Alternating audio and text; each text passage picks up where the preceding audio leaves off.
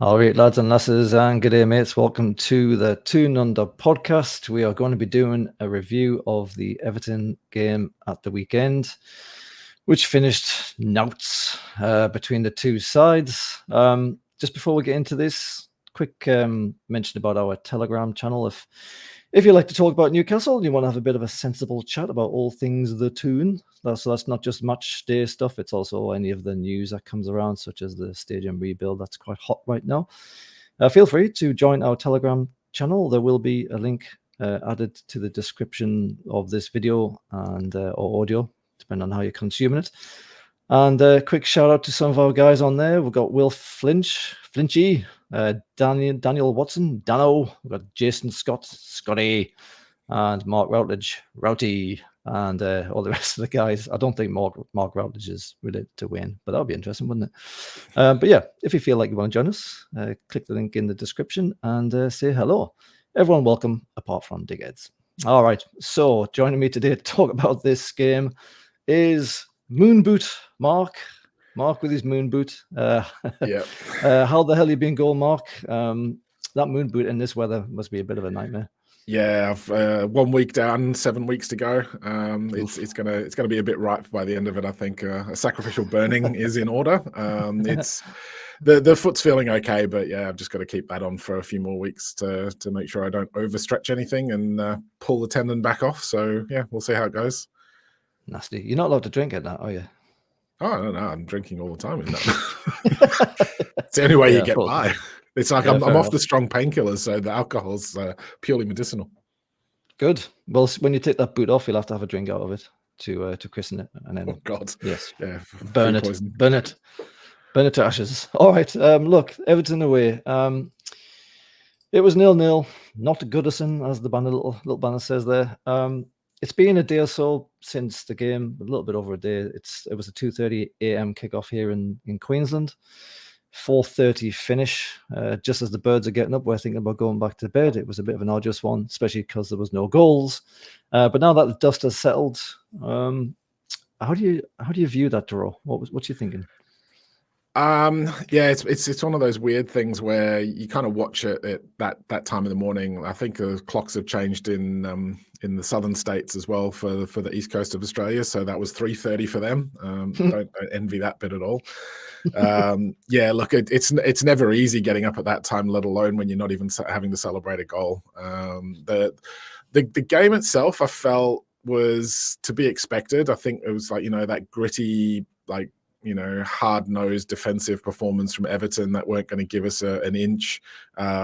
I did feel that, despite all of the stuff that went on and the fact that we've missed some chances, and I still feel that's possibly one of the best performances, if not the best performance of the season by us so far. And I'm sure we'll get into it a little bit, but seeing that improvement to me is important. I said earlier on in the season when we won those really scrappy games where we were clearly not playing well.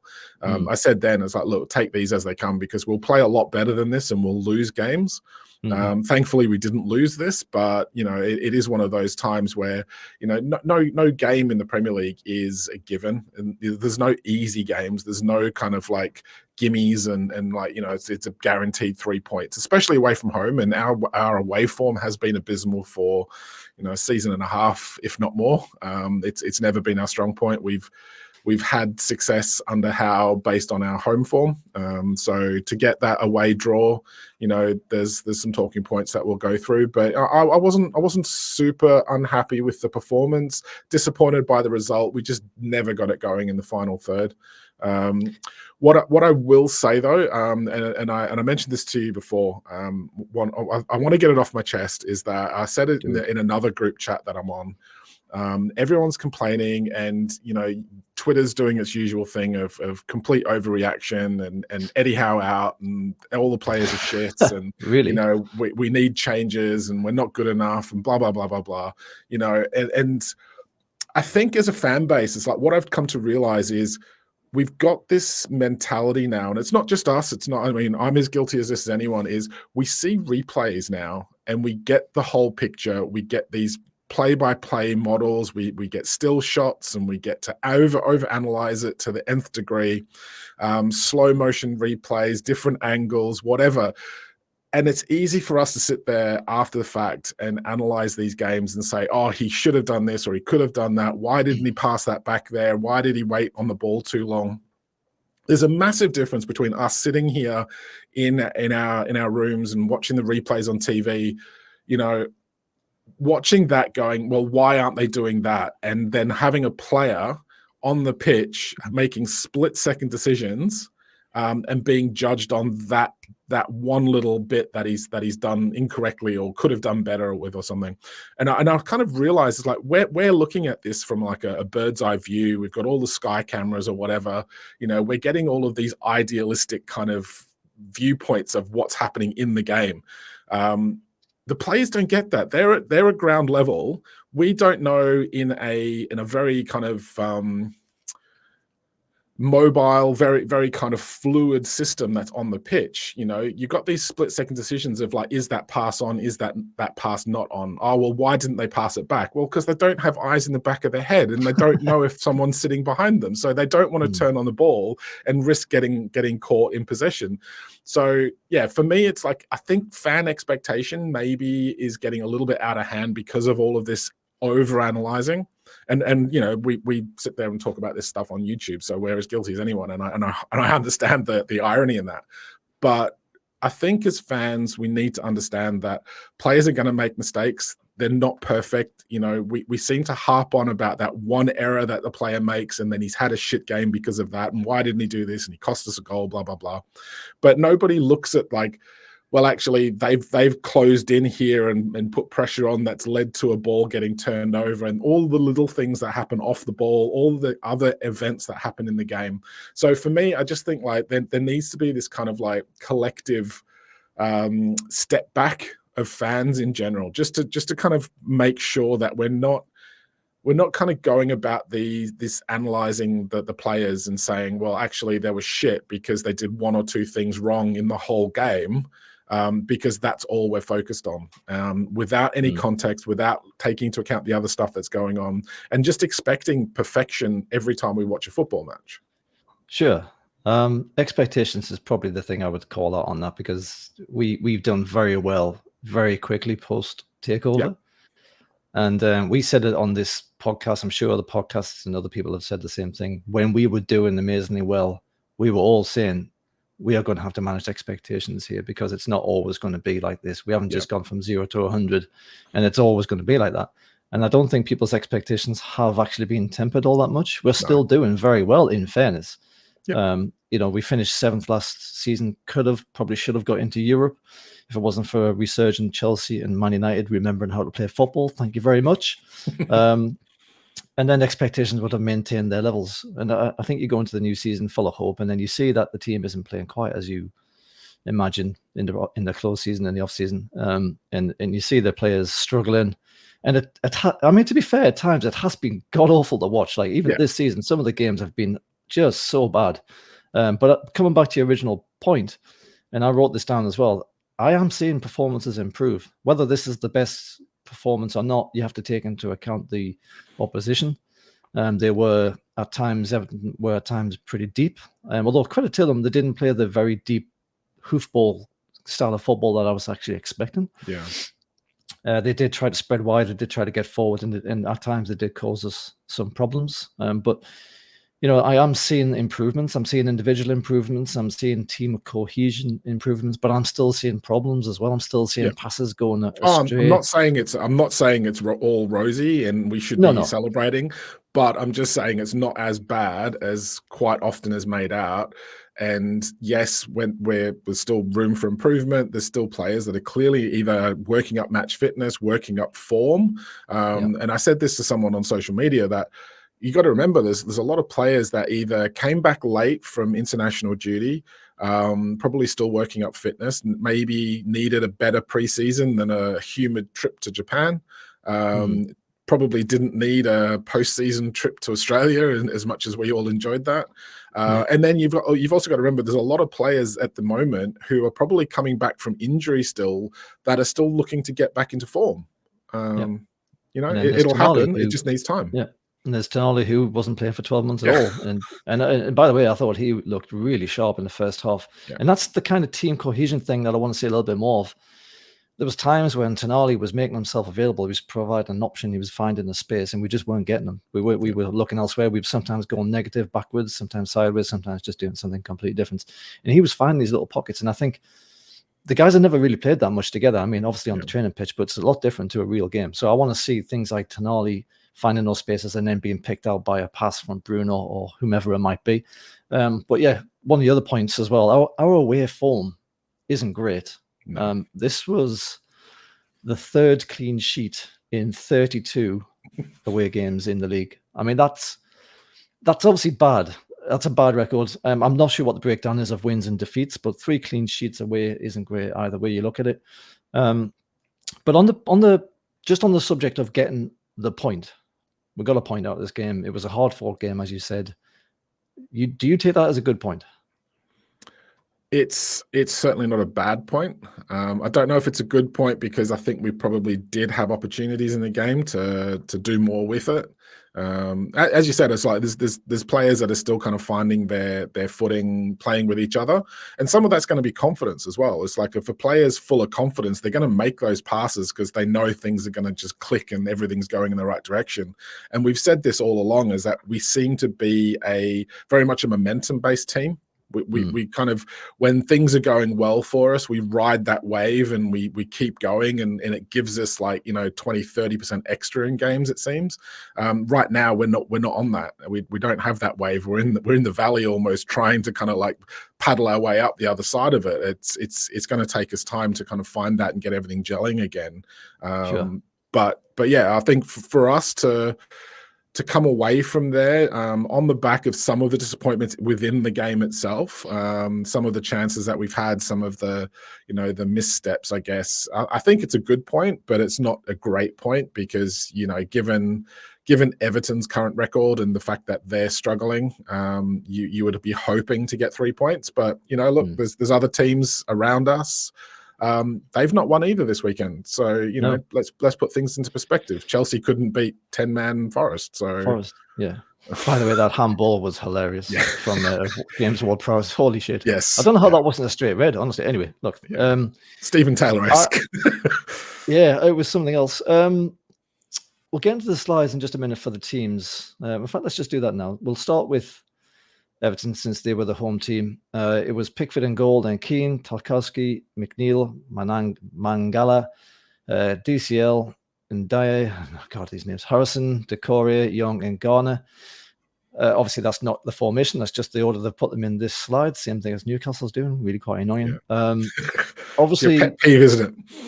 It's that and the really strange names. But obviously, there's some patchwork for selections going on here from Everton. We don't need to talk about it too much, but they do have injury problems. So you can imagine coming into this game that we were feeling fairly confident. We picked the same team as we did against City. It was Pope, Trips, Shaw, Joelinton, Tonali, Gordon, Barnes, Hall, Murphy, Byrne, and Bruno as the captain, and a fairly strong bench as well. Odysseus, the lesser spotted, who was Ruddy, Kraft, Osula, this is too small, I can't even see it. Tino, Miggy, Kelly Willock, and Longstaff. So a pretty strong bench, and we did make use of that into the second half of the game. The one thing I wanted to say about the expectations and everything as well is that with those games that we played early in the season, we played with a striker, we played with Isak, and we weren't exactly banging the goals in. Now, following this game and this result, I was seeing comments all over the place saying, "Oh, we're really struggling without a striker." Do you see it that way? We weren't exactly setting the world alight before Isak got injured, and we haven't done it since either. I think Isak has been isolated for a good portion of this season so far. I understand the frustration of some of the fans where we've got a striker on the bench and he's not being used. But as I keep saying, like we've been through this last year, and you would think after the way Eddie Howe has handled bringing players into the squad, let's cut him some slack by now. Like, just trust the process a bit more. We had all of this last year with Hall. Oh, well, why aren't we playing him? Oh, why is Burns still at left back? Oh, look, we've been beaten again. We need a proper left back. Get Hall in. He can't do any worse. And even by Hall's own admission, he wasn't ready for first team football the way that we were playing. He's been left out until Eddie Howe was confident that he was secure enough to play what the role he was asked to play. Let's just trust the process and wait our time with Osula. You don't want to throw a young kid in, have him have an absolute mare of a game, and then completely dent his confidence. It's the sort of thing where you want to build the confidence of players. You don't want to have to completely rebuild it from scratch because they've actually came in too early, struggled, and they don't feel they belong. They don't feel they can play at that standard. So for me, that is something just like to look. Gordon's actually doing okay, I think, up front on his own. Is it ideal? No. Would we like to have an Isak or a Wilson up front? Yes. But I'm not subscribing to the whole thing of like get Osula on because he's the only striker. Because if he's not ready, then let's just ease him in. The big thing for me though is like, why the hell have we got two keepers on the bench again? I assume injuries elsewhere, but yeah, I don't know. I assume it's just a lack of other personnel. Otherwise, I don't know why you would do that. But I do think that bench, other than the two keepers, is looking pretty strong. But look, the game itself was by and large mostly Newcastle. We had the lion's share of the possession. We'll do the stats at the end, but it was mostly us. I think at half time it was nearly 70%, and I think it wasn't too much away from that by the end of the game. We did a lot of the forward press. We did a lot of the running down the wings without really affecting their goal too much. And the stats bear this out as well. I think there was only 3 shots on target in the whole game, which is kind of, betrays the lack of a proper striker probably, and maybe just how deep Everton were defending at times, because they did have a lot of blokes behind the ball a lot of the times when we were attacking. But the first opportunity, the first heart attack, if you like, was when it looked like Everton had scored against the runner player, I would say as well.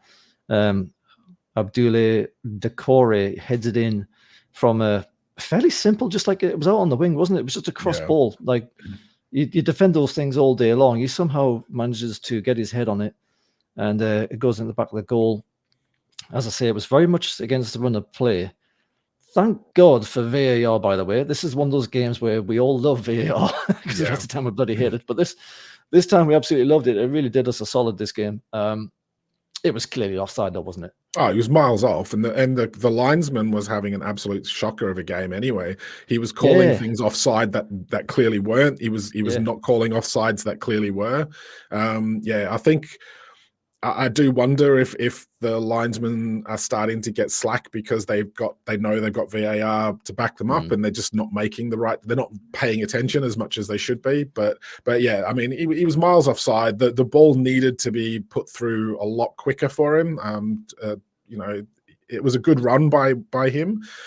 Too slow on the cross, but at the same time, if he wasn't offside and hadn't made that darting run as quick as he did, would Shah have been there to kind of defend that ball? I think Shah was a bit caught out because he went too early. That's what it's all about when you're defending, I guess. Yeah, I think Shah was having a bit of an off day today, actually. He's normally really good with these Hollywood crossfield passes, wasn't he? These rakers. And he did one at the start, and you're like, oh, that's classic Shah. And then I don't think he managed to pull another one off for the rest of the game, despite trying repeatedly. His radar was definitely off. It was, wasn't it? It was one of those kind of games where he just wasn't quite hitting the lines. So that was thankfully ruled out, shut up the crowd a little bit. But having said that, only temporarily, because the crowd was really good there. They were really up for it. They could, full credit to Everton fans. They've been through a whole bunch of shit. And I know it's common and it's the norm for Newcastle fans to rip the shit out of Everton, probably because of their association with the Mackhams, that weird association, as much as anything. But personally, I think they're fine. They've had a really good turnout again today, really good noise, I thought, especially given how bad they've been playing in the last 2 or 3 seasons where they've been scraping the barrel. So fair play to them. They were up for it. They were still up for it after that was ruled out. It kind of gave them a little boost. But it was also had our next chance. So this is like the second big incident in the game. And it was it a cross or was it a set piece? I forget what it was, but the ball's lofted into the middle of the box. It's fully loaded. Both teams are well in there. It's headed by someone, I think, and it just goes wide, and you're thinking, oh, Jesus Christ, that was a waste of an opportunity. And then the replays, and normally when the commentators start talking a lot about something that's happened on a replay, you kind of get a feeling that this is probably going to get reviewed. 9 times out of 10, it feels that way to me. Yeah. This slide's a little bit difficult to see, but on the replays, you could clearly see that Tarkowski decided to practice a bit of judo, a bit of jiu-jitsu here on Tonali. He's got a hand on the back of his head. He's got hold of his shirt. He's almost ripping it off. He kind of puts his leg in front of him to lever him to the ground, and he just basically chucks Tonali to the floor. I didn't see it live. I don't know if you did, but no, not at all. It was reviewed for a fair amount of time as well, wasn't it? 3 or 4 minutes they took to, well, maybe it's not 3 or 4, but about 3 that spent looking at it, and eventually gave the right decision. That was brain dead by Tarkowski, wasn't it? I don't think Everton fans are very happy with him. I don't understand what he was trying to do there. But it's not. I think the only thing I can think of with VAR taking as long as they did to look at it was they were looking to see if there was like a 50-50 and it was a tussle between 2 of them, and it's just gone like a bit pear-shaped for one of the players has fallen over and like, oh, well, actually he instigated it or whatever. But Tonali's done absolutely nothing. All he's done is tried to run. Tarkowski's grabbed him, didn't hold him up enough, so he's just grabbed his shirt and thrown him to the ground. And it's like, well, hang on, you can't do that. That like it doesn't matter whether the ball's in play or like the ball's anywhere near you. You can't just like throw a player to the ground. And I've seen this a couple of times on VAR things where, and I think it was like the Palace game, was it? Somebody like it was Gay was like had his arm pulled by a Liverpool player, and it wasn't given, and it was like I don't know if that was reviewed or not, but it's like, oh well, he wasn't actually in. I've seen commentators say, I was like, oh, he's not getting to the ball, so it doesn't really matter. It's like it doesn't matter if he's getting to the ball. The fact is, you just grabbed a player and thrown him to the ground. It's like it's a foul. No, so, I was going to say that. I was going to ask you about that because I didn't think Tonali was anywhere near getting to that ball. But the thing is, you don't know what the ball's going to do at the time. It could take a touch. It could get deflected back off the post. It could come into the play of somebody running into the box as Tonali was trying to do. So that, you don't know what's going to happen necessarily. So I don't think they look at that as a reason to not give it, and they look at it just as, was that a blatant foul or not? I think Shaw was impeded in one of the previous games when we actually, I think it might be in City, where we got a penalty and we should have had another one, and Craig was screaming from the rooftops that should have been another penalty. And it was probably pretty close, but they didn't care about it. This one, thankfully, as the away team as well, sometimes you think home advantage. This one was so blatant that it would have been blatant. Outrage if they hadn't given this one, wouldn't it? Well, I think there's always that thing of Everton's expected to be, a rough and tumble side. They're gonna be physical. There's being physical, and then there's just taking it to the next level. And Tarkowski's just had a massive brain fart there. It's like there's just no need for that, and you can't do that and expect to get away with it. So the right decision. The right decision. Certainly not as blatant as that, but yeah, you're right. It was definitely the right decision. So as a result, we get a penalty, and you're thinking, all right, smashing. Here comes Gordon. He scored, I think, the last 5. I think the graphic was that they're stuck on the screen in various positions. Yes, he's up against a former colleague, and an England colleague, but you feel like he's going to have the confidence to put this one away from the 18-yard spot. 18-yard spot, I forget about that. God, my memory of these things is ridiculous. I can't remember how far away the spot is. But anyway, where that spot is, you think he's going to do it. He's done well so far. He did well against City. First of all, after he scored that goal against City, the penalty, you said he has this process that he goes through. He kind of gets into his own head. He's got a bunch of steps that he's going to go through. And he said he likes to take the penalty on his terms. And if you watch him for this penalty, you've got Ashley Young. He was in that frame on the screen right now. He's trying to get in his face. He's trying to get into his ear. He's trying to put him off. Gordon's just got the ball in his hand. He's got his head tilted. He's looking at the ball. He's full of focus. He's full of confidence. He walks up to the spot when he's ready, puts the ball down. Referee blows the whistle. He waits until he's ready, takes a shot. It's absolutely terrible. Like that's a really pretty terrible penalty. I know he's up against Pickford. I wonder, and Pickford actually said after the game that he predicted where he was going to kick the ball as well.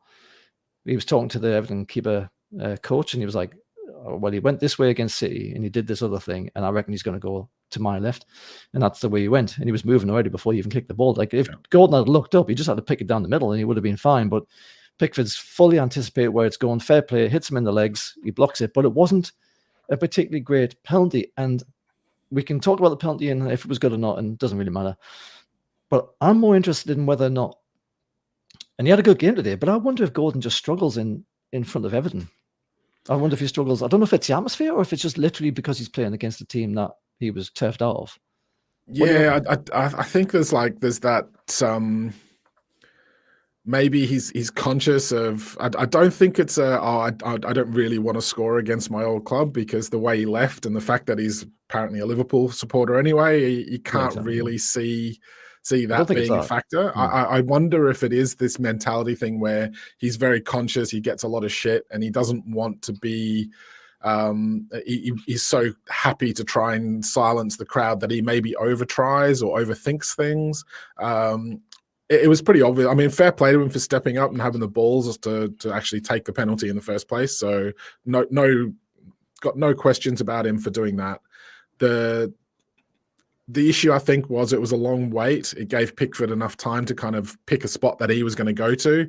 Gordon had obviously picked the same spot that he was going to go to. He didn't strike it particularly well. But as you said, it's like, look, if he'd even just looked up, Pickford was away before he even got close to kicking the ball. He could have literally just side-footed it into the other side of the net, and we're 1-0 up. So I do feel that he probably just picked a spot and was going to go there no matter what. And, so be it. He probably scores another 6 in a row after this, and we chalk it up to old T-Rex. And I mean, we all hate Pickford because of his Sunderland connections and the constant banter between him and the fans. But he's a good keeper. Let's be fair. And as short as his arms may be, he is actually a good keeper, and he pulls off some saves. And he pulls off considerable number of penalty saves as well by the looks of things. So. Look, fair play to him. It was a good save. He read it well. He made the decision, went early, and Gordon probably didn't really adjust himself as much as he could. But no question marks over Gordon. Ballsy to take it under those circumstances. Should he have been allowed to? Maybe not. I was going to ask you that. I was going to ask you. Do you think Bruno as captain should have said, "Look, this is too much of a pressure shot for you. We need to get the points. I'm going to take it out of your hands." Do you do that though? Because then you risk kind of undermining that player's confidence. If he's got the confidence to step up and take that penalty and take that pressure on, you've kind of got to really applaud that mentality, that mental toughness from Gordon. But hindsight's always 20/20, isn't it? And if we had that again, maybe Bruno takes it off him and hands it to Shah, who scored against City. Was it City that he scored? No, it was the Wimbledon game that Shah scored the penalty in. Yeah, I can't remember. I think Gordon's actually down as the penalty taker while there's no strikers anyway. But also he visited a little girl who was ill in hospital, and he said he was going to do this particular celebration. And I do wonder if he was desperate to get that as much for that as for I've got that monkey off me back against my old team. I do wonder, because he does seem that kind of nice kind of bloke who that would matter to. He's very thoughtful, and he does all this meditation and stuff. But anyway, look, I do also think that he was put through on goal later on in the game, and he was pretty much one-on-one with the keeper. He probably could have squared it to Joe Linton for what was pretty much a tap into to an open goal. There was a defender in the picture, but I have a feeling like Gordon was very focused on getting that goal, probably for the little girl, but also to make amends for the penalty miss. So he was a bit blinkered in terms of like, I need to do this. But look, whatever the case may be, he was hardly the only one that missed shots and misplaced things on the day. So I can't really sort of get too much on Gordon's back. I thought he actually played reasonably well for the rest of the game. So yeah. Well, look, I mean, there was a little bit of action in the second half. I think that's when that one came about. And personally, I think Joe Linton was going to get marked out of that ball anyway. It looked like he would have been in space, but they were tracking back quite easily. I think probably there would have just been like a sliding tackle to block the ball, even if he had have squared it. I don't blame him for taking it on for the reasons you've just mentioned as well. When was it that we had that chance? Was it Bruno who sort of kicked it from somewhere around the 18-yard box, and it kind of went through a body of people, and it was cleared almost by accident on the line. And the guy who did that was just before the Decore chance first that half, went right? in. It was literally just before that, and Okay. then the Everton went up the other end. Because it was funny because Bruno was peeling away already in celebration, and the guy who did it was like, I don't even know how I did that. It was amazing. Kind of hit his trailing leg and cleared off, and he was like, "Where's that gone?" Yeah. And these are the half chances that you look for. But look, we went into half time 0-0. All the ball was ours, 70% or so, I think it was. Lots of corners. Everton didn't have a single corner this entire game. We had 10. And didn't do a lot with them, unfortunately. No changes again at half time. Were you happy to see that? Because I think the team was performing pretty well, wasn't it? I don't think we were playing badly. As I said, like at the start, where we seemed to probably have one of our better games in terms of overall play. We were looking defensively solid, apart from that Decore chance, but again, obviously massively offside for it. So that's a sort of a way of justifying why we looked a bit susceptible, but. Give the players some more time to kind of try and find the rhythm, get some time on the pitch together.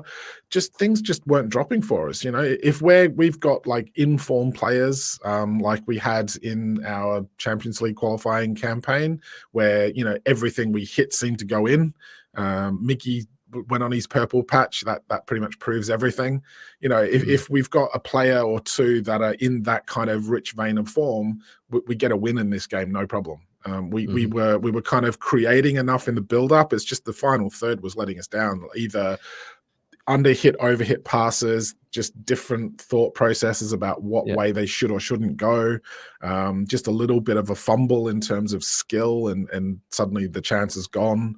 Exactly. It was a bit disjointed. I do think at times as well, we were looking up for an option in the middle of the forward third where the striker would be. And then Gordon wasn't there. Gordon had kind of come deep. He might have drifted out wide. And it was happening over and over again in the second half. And it was a bit frustrating, as well as all these touches, as you say, where it just wasn't coming off and there was some miscommunication or whatever, where you were passing the ball behind someone or you were kicking it all the way to Pickford, and like nobody was anywhere near ever getting it. And, there was lots of that going on, and that's been going on all season. But I think it's starting to get a little bit better. They're all starting, because there was a lot of play in this game where we were making lovely moves, interchange passes, runs that were getting picked out. Final ball tended to be a bit shit. But I think most of what we were doing up to that point was working out pretty well. We made 4 subs in about 9 minutes. It was Denali, Barnes, Murph, and Trips went off for Longy, Miggy, Willock, and Tino. I think the subs did pretty well, especially down the wings. Miggy and Willock gave us a little bit more of an impetus, and they were kind of drifting inside a little bit as well, trying to make things happen. Actually, I thought Miggy was playing really well. He was getting in some really good positions, and he was getting picked out really nicely. And again, the last ball isn't always the best from Miggy sometimes. His left foot, that doesn't exist. He had an opportunity to strike at his left foot, and he just ballooned it wide, and it was absolutely shocking. Just on the Trippier thing, he went down with an injury. It looked like, at least, because he was signaling straight away for a sub. Have you seen anything about what happened? I haven't seen any reports.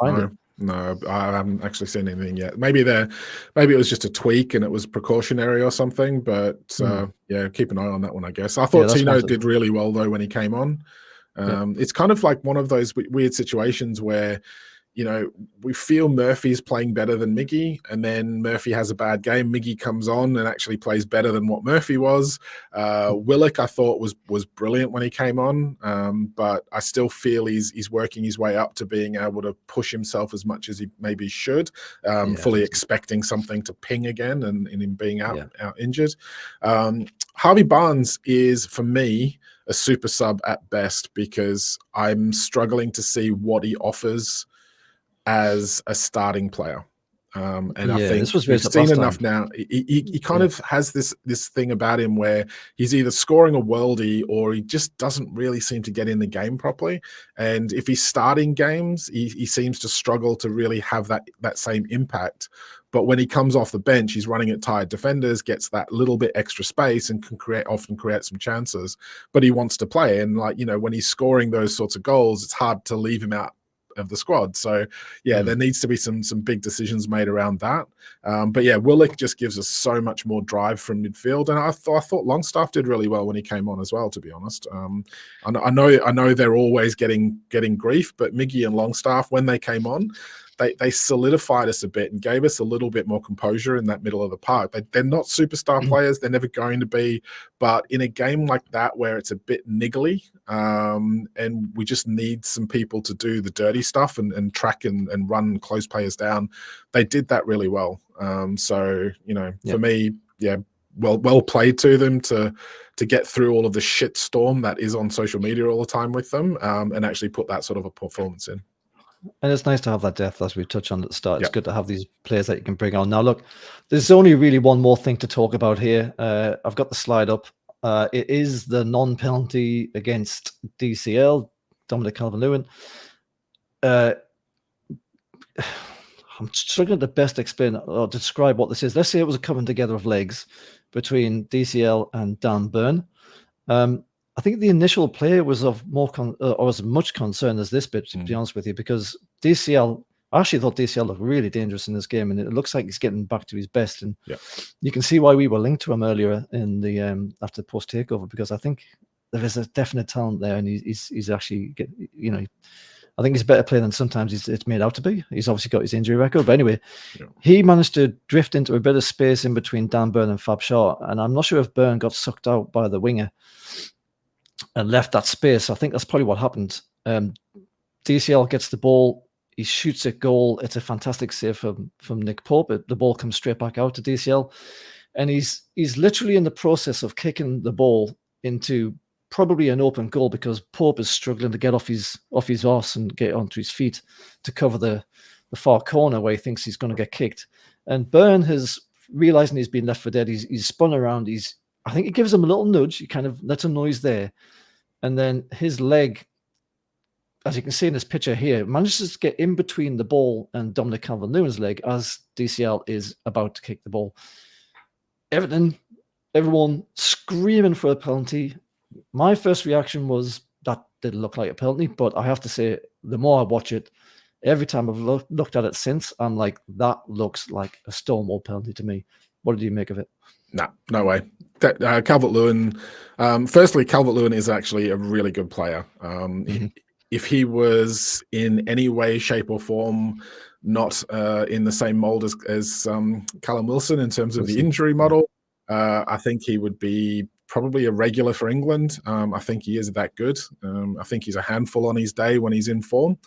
But look, realistically, he kicks the back of Dan Burn's leg trying to get the ball. I'm not sure what more the defender's meant to do other than just, try to make himself invisible at the time. I don't think you can give penalties for that. Even some of the Everton fans have kind of said, look, I thought it was a penalty at the time, but I've looked at the replay and he's literally kicked the defender and then gone down. This is what I don't get, though. Like, Dan Burn inserts himself in between the football and a striker in the middle of striking the ball. Like, it's very much similar to when we got that penalty. I think it was against Arsenal when Gordon runs up from behind someone and sticks his foot in the way, gets kicked as the guy is literally kicking the ball to clear it from his box, and we get the penalty as a result. Like, the guy doesn't know he's there.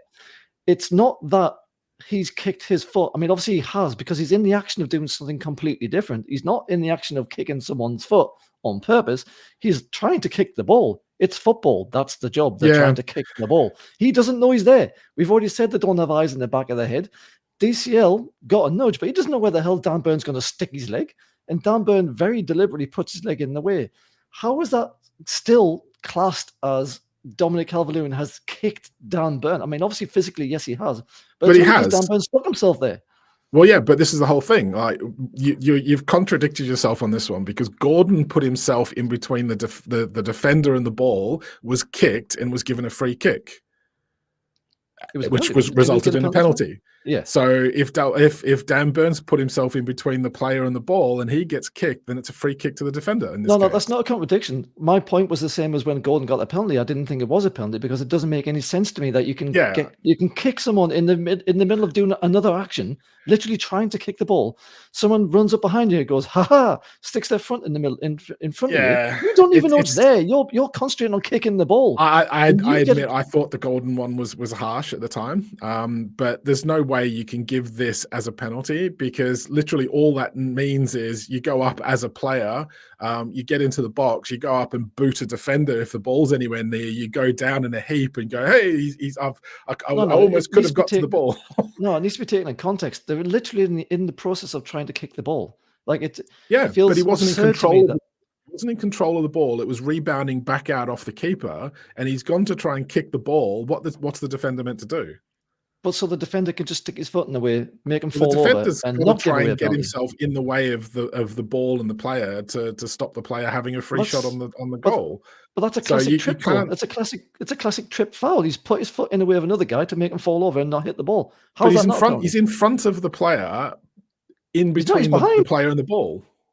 He's behind. His legs in front of the player, but the body isn't. Yeah, but I don't know.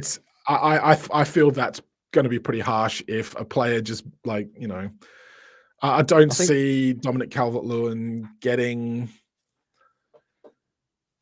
I don't know. I see your point, but I feel it'd be very, very harsh if that's a penalty when the defender's literally trying to kind of shield the ball and gets booted from behind.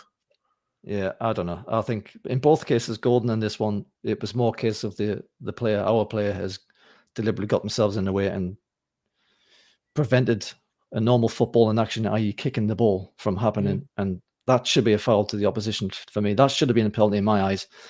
Just for what it's worth, the Premier League Match Centre, the official Premier League VAR commentary Twitter account, said that the referee's call of no penalty for the challenge between DCL and Burn was checked and confirmed by VAR, and they deemed that DCL had kicked the back of Burns' leg and therefore wasn't a penalty. I mean, yes, we all saw that's physically what happened, but come on, lads, use a bit of context here. That's just mind-numbingly weird to me. Anyway, look, I'm not having it. There's no way that should be a penalty. You're not having it. They didn't get it, and we managed to see the rest of the game at 0-0. And there wasn't really much, I don't think, to talk about after that.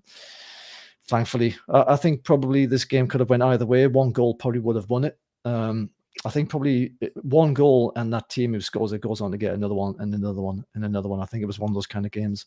The stats, Newcastle almost with 80% possession, 67.9. We had 14 shots in total with 3 on target. That's pretty pitiful, really, on the on target stat. Everton had 8 with 2 on target, so marginally better than us. We had 10 corners. They had 0. Again, just kind of betrays how bad we did from these set pieces when we had the opportunity to challenge their goal. Some additional stats.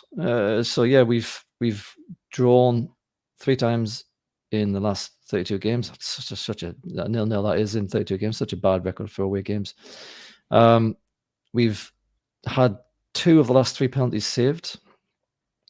Previous to this, we scored 23 out of 24. So again, is it the striker issue? Who knows? And just a strange one I hadn't really thought about, but Eddie Howe has become the 20th manager to take charge of 300 Premier League games. And at 46 years and 311 days, so it's his birthday soon, he's the second youngest to reach this milestone after David Moyes, funny enough, who used to be in charge of Everton, of course, and probably was in 2010. All right, look, let's just round this out with the table. Liverpool sitting on top, Man City close behind, then there's Arsenal, Chelsea going well in 4th, Villa held today against Man United 0-0, I think that was. They're in 5th on 14 points. Brighton are doing very well, beating Spurs 3-2 today. Don't know if you saw that. Yeah. And they are now up to 6th with 12 points. Newcastle are also on 12 points, but in 7th on goal difference. Then Fulham are on 11 in 8th. And it's Spurs in 9th on 10. And then Forest doing exceptionally well in 10th place on 10 points. So that's that. Pretty disappointing in the end not to get the 3, but I'm I'm honestly looking at the positives, and I'm fairly happy that we didn't lose it either. Next game will be Brighton, the aforementioned Brighton at home. As I say, they've just beaten Spurs. A certain Minter scored during that 3-2 win. So he will be finally making his St. James's Park debut. Just so happens to be on a completely different team than Newcastle. But, we'll see how he goes. He's been meh-ish so far. We'll have to see how we get on against Brighton. But Brighton have never been a particularly easy team to play against, and I don't expect them to be any different this time around. But that's not for 2 weeks. We've got another international break. So we'll have some other podcasts. Why have we got another international break this quickly? Dude, I do not know. I'm sick of these international breaks that do me tits in. It just completely stuffs momentum, doesn't it? Any momentum, really does. But, the last one was good for us because we were struggling, so we had a chance to reset. But anyway, the next one will be in 2 weeks. We'll have another pod out or two. In the meantime, keep an eye out for that. But I think that will do for us now. Scotty boy, thanks for your company, and thanks to everybody else who's watched and listened. And we will see you for the next one.